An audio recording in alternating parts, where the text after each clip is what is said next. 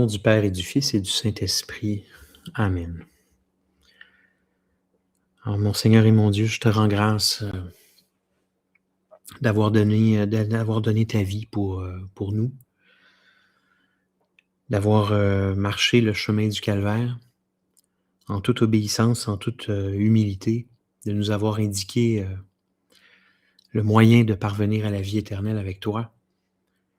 Je te demande de nous inspirer ce soir pour parler de toi de façon juste, pour que pénètre dans les cœurs le grand mystère de la rédemption. Amen.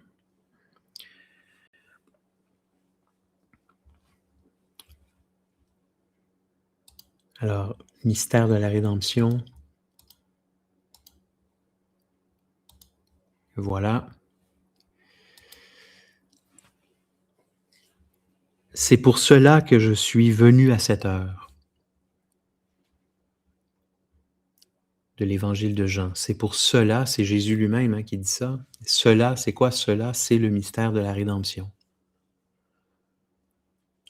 Alors déjà, par là, on apprend que le Seigneur est venu pour ça, il nous le dit lui-même. Donc on pourrait voir le mystère de la rédemption comme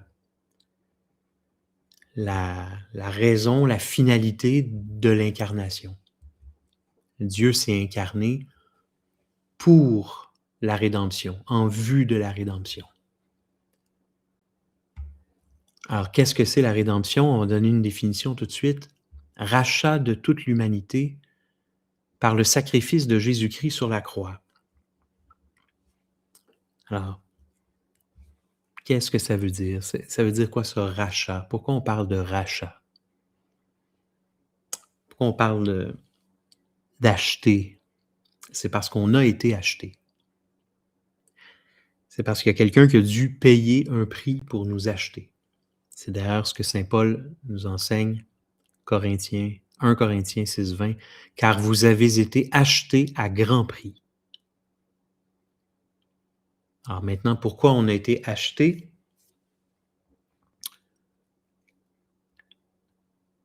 C'est parce que le mal qu'on commet dans le monde,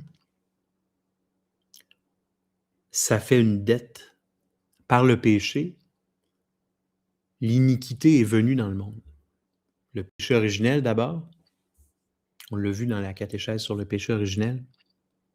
À partir du premier péché, il y a de l'iniquité dans le monde. Donc, il y a une forme d'injustice. En fait, c'est de l'injustice qui demande à être réparée. Il y a quelqu'un, à un moment donné, qui doit payer pour ça. Alors, on peut le faire par le repentir, évidemment.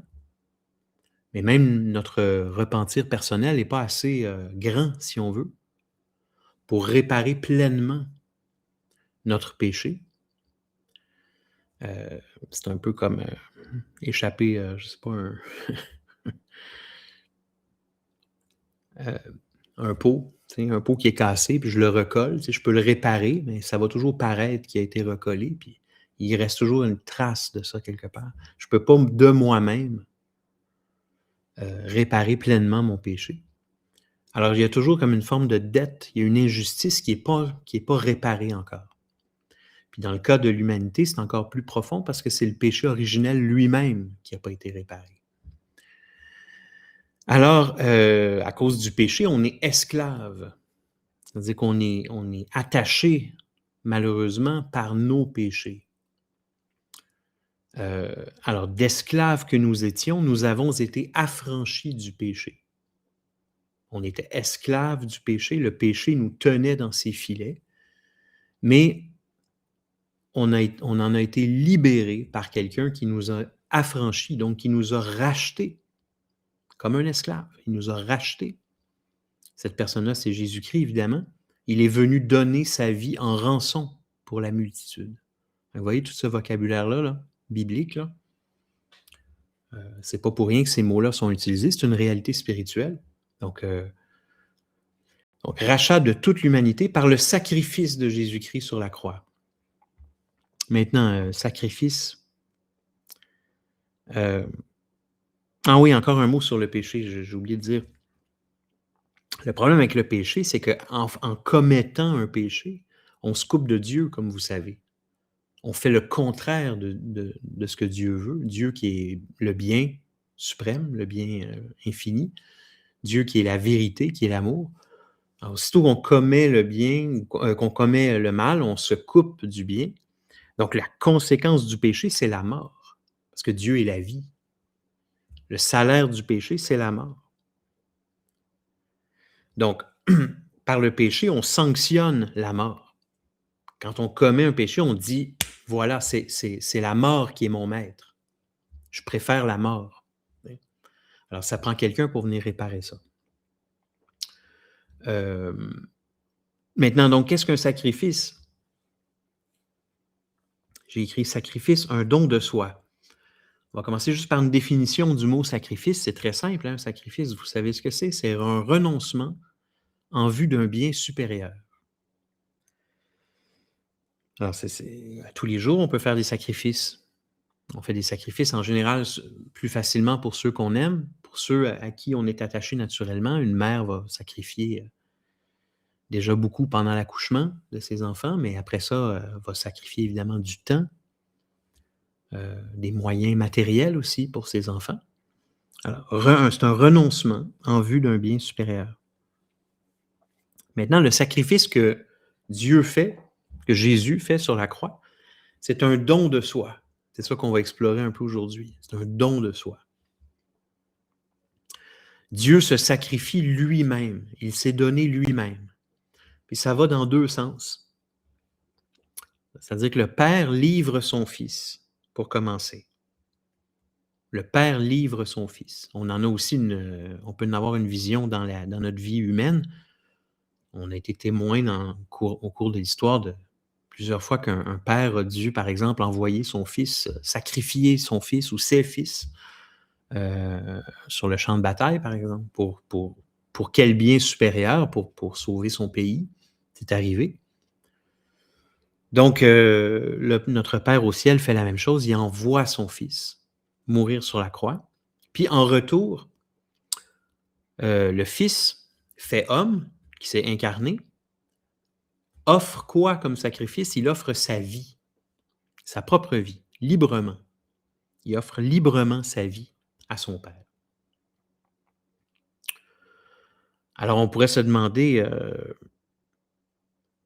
d'ailleurs, il y en a qui soutiennent ça, hein, qu'au fond, Jésus a simplement subi un châtiment pour quelque chose qui lui a été reproché. C'est-à-dire que quelqu'un qui est condamné à mort, par exemple, dans un pays où on fait encore, on fait plus ça aujourd'hui présentement au Canada, mais dans des pays où on condamne encore des prisonniers à mort. Quelqu'un qui est condamné à mort, là, est-ce qu'on peut dire que c'est un sacrifice? Mais non, il subit le supplice pour lequel il a été condamné. Alors, on ne peut pas vraiment parler de sacrifice. Qu'est-ce qui fait que c'est un sacrifice dans le cas de Jésus? C'est qu'il l'a offert librement.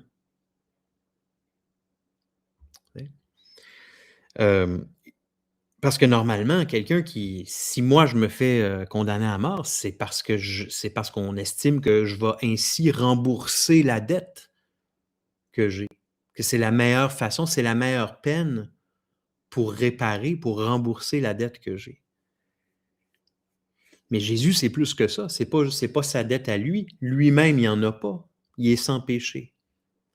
C'est pour prendre la dette de tout le monde ensemble. Mais librement, c'est un acte libre. Et cette liberté-là, c'est la manifestation de son amour. Il n'était pas obligé de faire ça. Il aurait pu trouver un autre moyen.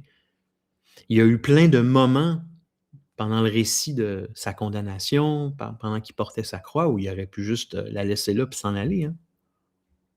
Mais non, car Dieu a tant aimé le monde qu'il a donné son Fils unique, afin que quiconque croit en lui ne se perde pas, mais ait la vie éternelle.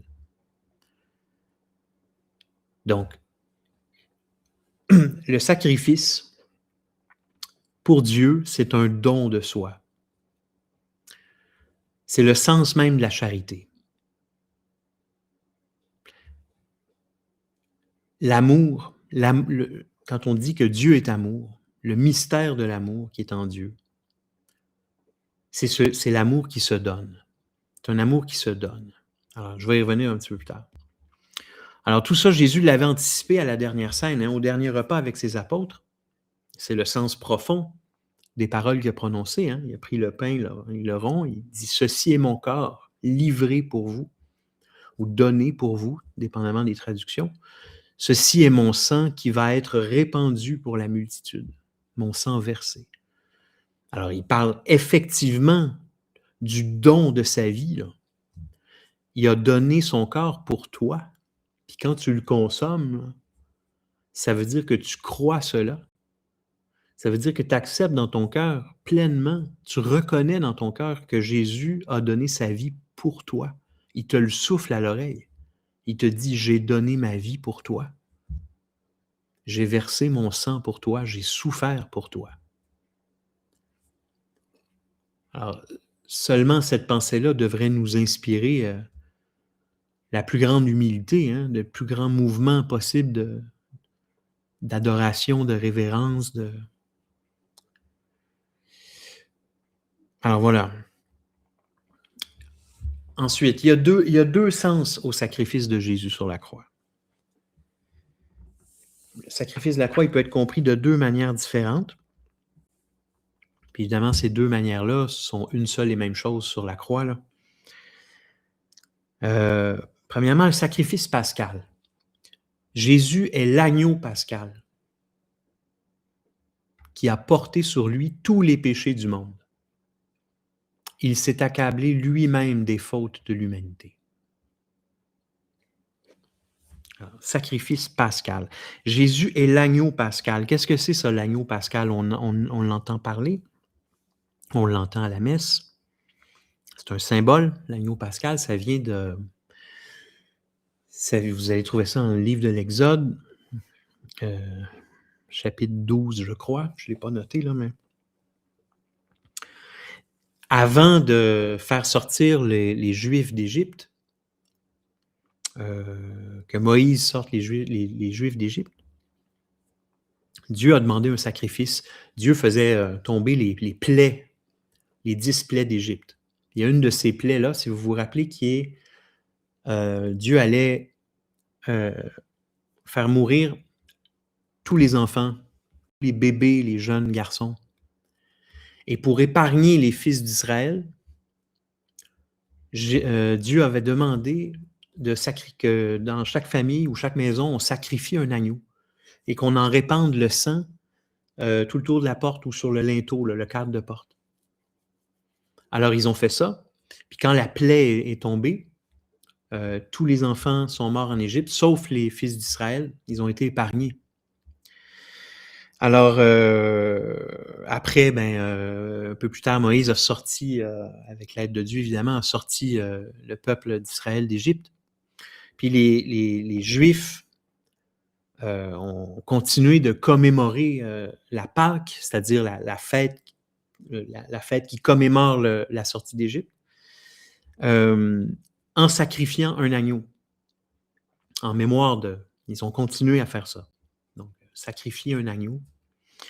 L'agneau, à ce moment-là, donc, a revêtu comme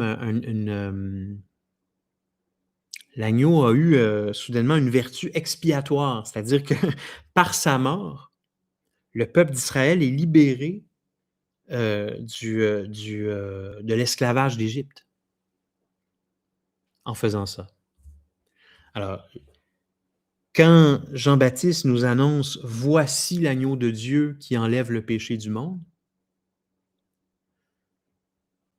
ça veut dire que voici celui qui a lui aussi une vertu expiatoire, par qui la mort va libérer son peuple, qui ne sera plus seulement le peuple d'Israël, mais qui va être le peuple de Dieu, c'est-à-dire tous ceux qui vont croire en lui, seront libérés de l'esclavage du péché, et non pas un esclavage humain.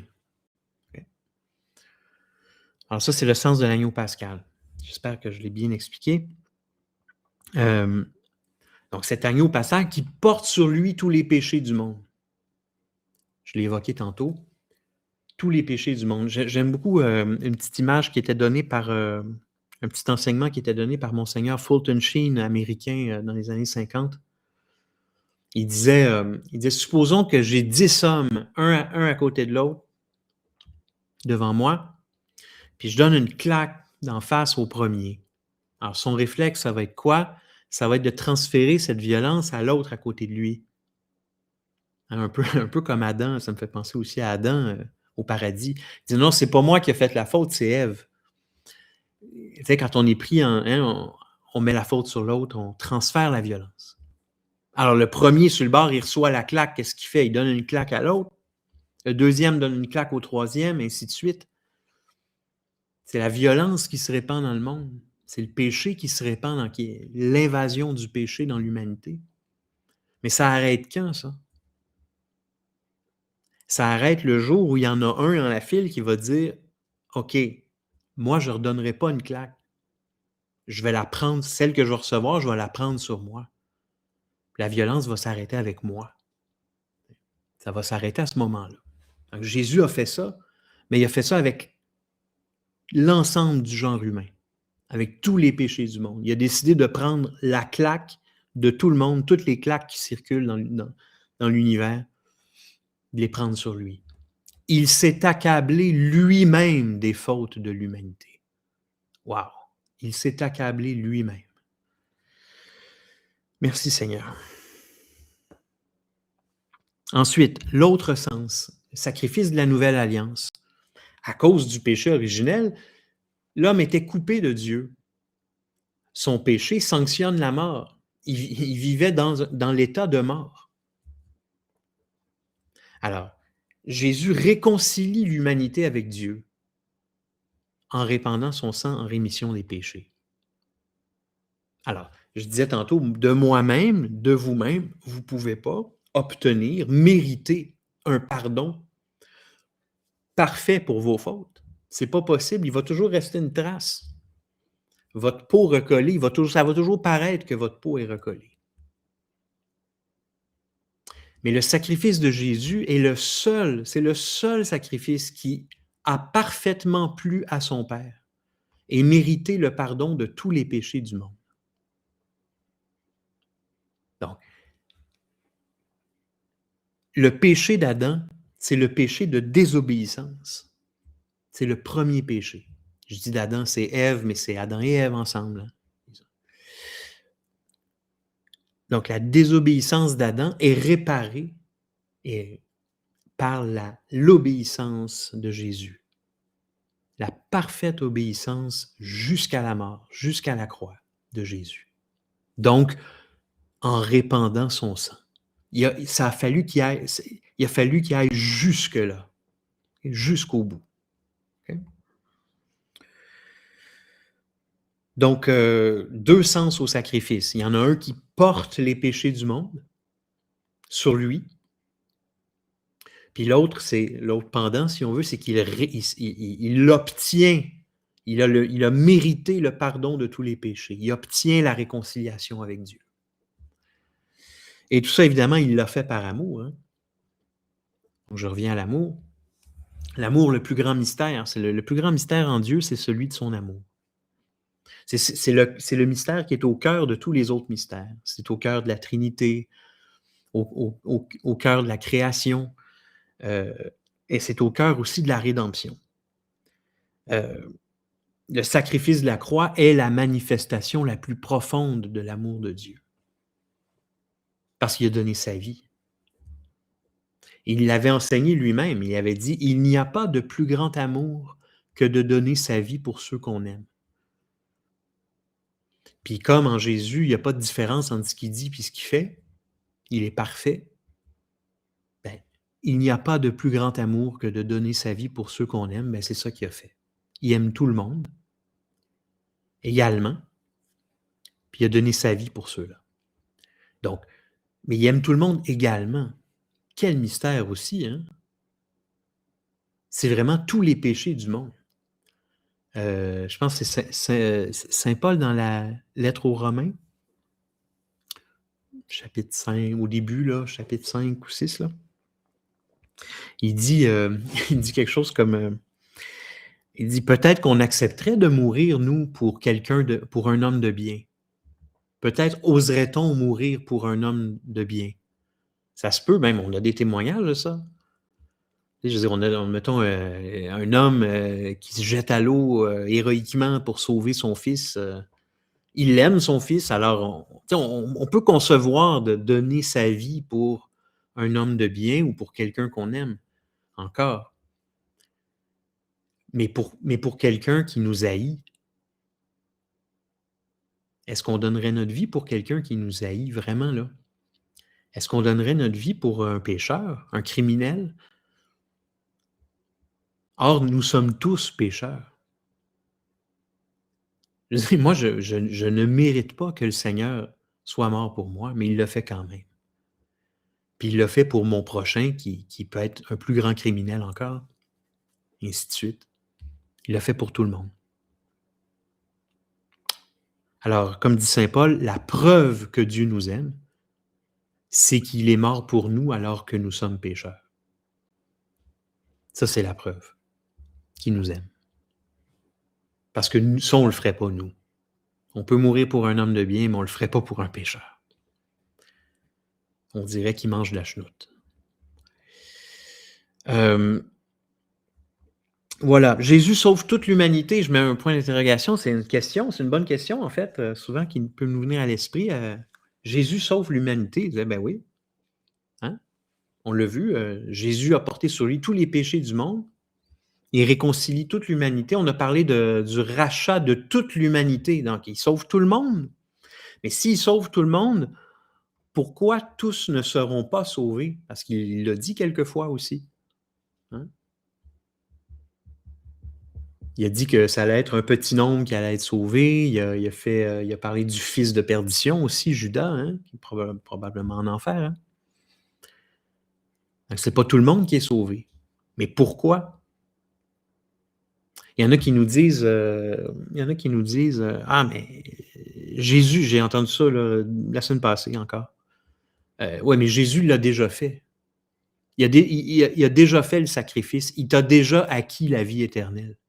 Alors, tu n'as rien à faire. Attention, là, c'est pas ça, là. C'est pas vrai qu'on n'a rien à faire. Donc, quand on dit qu'il a porté tous les péchés du monde, puis qu'il a obtenu le pardon de tous tes péchés à toi, qu'est-ce que ça veut vraiment dire? Alors, pour l'expliquer, j'utilise l'allégorie de la barque que j'ai lu quelque part, j'ai retenu ça, je trouve ça vraiment bon. Dans le fond, c'est comme si toute l'humanité, on était sur, mettons, un genre de Titanic, là, un paquebot, puis là, on fait naufrage. On n'a pas de radeau de sauvetage, on n'a rien, là. Pas de bouée, rien. On va tous mourir. Ça, c'est à peu près l'état de l'humanité avant Jésus, en fait. On vivait dans la mort. Puis là, à un moment donné, il y a un bateau de sauvetage qui arrive. Super beau, là, flambant neuf, là, full equip, là, de la place pour tout le monde. Alors, est-ce qu'on est en droit de s'exclamer « Nous sommes sauvés! » Mais oui, on est tous là en train de se noyer, puis là, il y a un bateau qui arrive, là, il s'en vient, là. Mais est-ce que ça veut dire que tout le monde va entrer à bord? Est-ce que tout le monde va vouloir embarquer? C'est ça la question. Donc, Jésus sauve toute l'humanité. Oui, il nous donne le bateau full equip, là, tout là. Mais il manque quelque chose encore pour être sauvé. Il manque ta volonté à toi. Est-ce que tu veux, toi, embarquer dedans? Tu n'es pas obligé. Il te laisse complètement libre. Alors là, tu as quelques coups de nage à faire, de brasse là, pour te rendre là. Il t'indique comment le faire. Il te donne les clés, le moyen pour y parvenir, comme on dit. Puis au passage, là, si tu es capable, tu en amènes d'autres avec toi.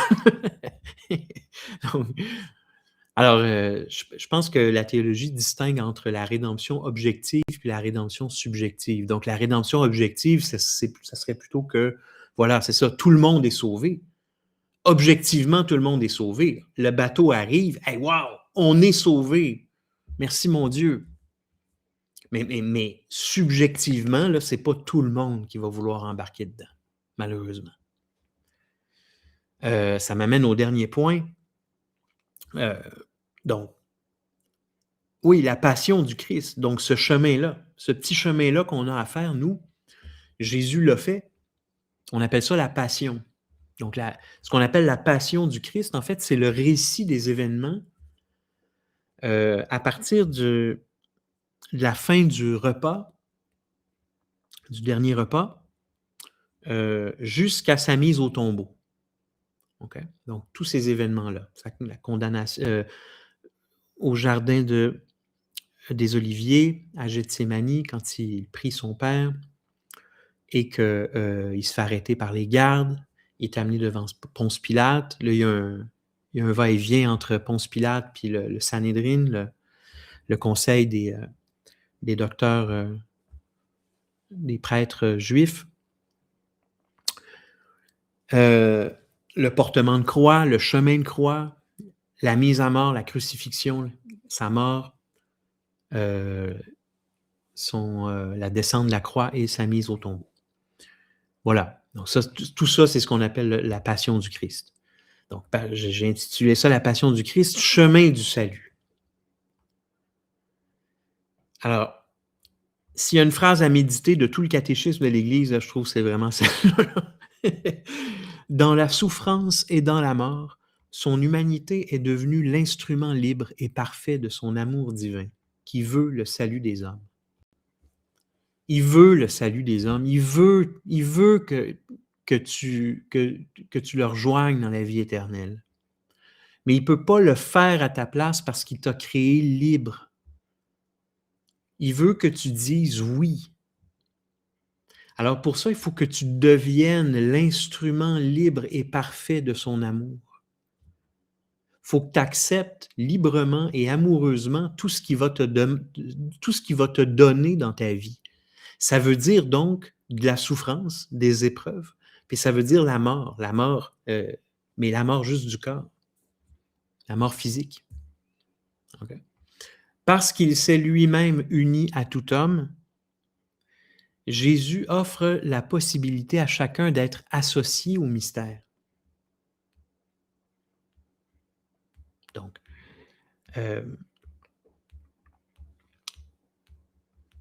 c'est librement qu'il s'est associé au mystère de son Père. Hein?